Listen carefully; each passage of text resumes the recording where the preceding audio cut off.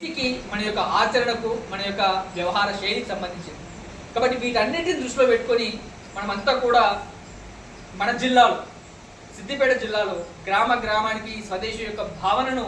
తీసుకెళ్లడం స్వదేశీ ఎందుకు అనేటువంటి విషయాన్ని ప్రజలకు వివరంగా చెప్పడం స్వదేశీ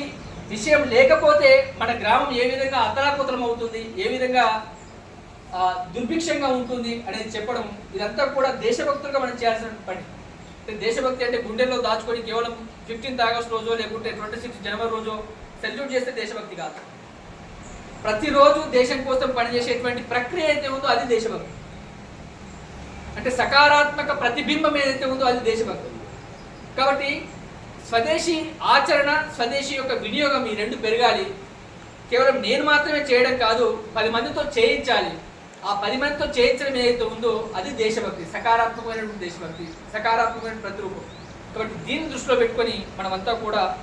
స్వదేశీ విషయాన్ని గ్రామానికి సిద్దిపేట జిల్లా కార్యకర్తగా మనం కూర్చుంటున్నాం కాబట్టి గ్రామానికి ఈ విషయం తీసుకెళ్ళడం కోసం ఈరోజు కార్యకర్తల ప్రశిక్షణ వర్గాన్ని నిర్వహించుకుంటున్నాం